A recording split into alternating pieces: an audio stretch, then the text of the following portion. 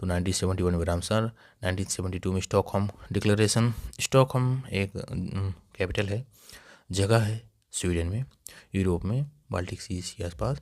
तो वहीं एक डिक्लेरेशन हुआ। इस डिक्लेरेशन का मतलब क्या था कि ह्यूमन हेल्थ एनवायरनमेंट को कैसे हम लोग प्रोटेक्ट करेंगे from POP, persistent organic pollutant से। ठीक है, पीओपी एक तरह से ऑर्गेनिक पोल्यूटेंट्स होते हैं जो हम लोगों के द्वारा यूज करने वाले डेली मटेरियल्स रहते हैं, उससे ये लोग इमिट होते हैं एनवायरनमेंट में, और for the long time they are in the atmosphere. ठीक है, इसके अलावा इसी स्टॉकहोम डिक्लेरेशन से UNEP, United Nations environment programme हुआ बना, जो फर्स्ट यूनियन एजेंसी, ऐसी फर्स्ट यूनियन की एजेंसी है जिसका हेडक्वार्टर डेवलपिंग कंट्री में है। ठीक है, यानी कि ये नैरोबी केन्या में इसका हेडक्वार्टर है। तो यूएन की पहली ऐसी कोई एजेंसी है जिसका हेडक्वार्टर किसी डेवलपिंग कंट्री में है। ठीक है, ये ग्लोबल साउथ को भी एक तरह से प्रमोट करती है कि हाँ कुछ उसकी आवाज़ में दम है, हम वी आर समथिंग। और इसके लिए इंडिया ने यूएनईपी के तर्ज पर wildlife protection act 1972, project tiger 1973, tiger as national animal, और कॉन्स्टिट्यूशनल प्रोविजन फॉर एनवायरनमेंट के लिए हम लोगों ने कुछ अमेंडमेंट किए थे। जैसे 47 अमेंडमेंट एक्ट 1976 में हम लोगों ने डीपीएसपी और फंडामेंटल ड्यूटीज़ में हम लोगों ने एनवायरनमेंट के लिए कुछ एक्ट लाए थे। तो ये हम लोगों का इंडिया लेवल पर हो गया।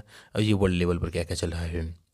यूएनईपी का जो गठन हुआ वो स्टॉकहोम डिक्लेरेशन के द्वारा हुआ था। इसका सेंटर जो हेडक्वार्टर है नैरोबी केन्या में था। ठीक है, अब देखते हैं 1975 में एक थ्योरी आई थी, लिमिट्स टू ग्रोथ थ्योरी, जिसके द्वारा बताया गया कि a systematic model of how human will cause their own end by 2022। ये क्लब ऑफ रोम की एक थ्योरी, मतलब वहाँ बहुत सारे लोगों ने एक तरह से ये थ्योरी बनाई कि आदमी जो है अपना सर्वनाश खुद करेगा। कैसे? धीरे धीरे जो ये ग्रोथ कर रहा है, डिमांड बढ़ेगी, पॉपुलेशन बढ़ रही है एपी में, और वो रिसोर्सेस हैं बढ़ रहे हैं जीपी में। तो इस तरह से रिसोर्स और अन्य चीज़ों पर भी इसका इफेक्ट पड़ेगा। फिर 92 आता है, 10 साल हो गए, 72 में बना था, 10 साल बाद एनिवर्सरी यूएनईपी की। फिर 1985 में वियना कन्वेंशन होता है। वियना जगह है ऑस्ट्रिया में, वहाँ हम लोग देखते हैं वियना कन्वेंशन ये मेनली था ओजोन डिप्लेशन को रोकने के लिए।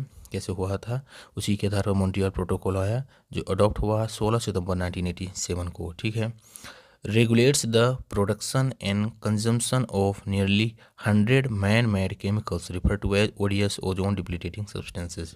मॉन्ट्रियल प्रोटोकॉल में प्रोडक्शन और कंजम्पशन ऑफ 100 ओडीएस, ऐसे पदार्थ जिनसे ओजोन में छेद हो रहा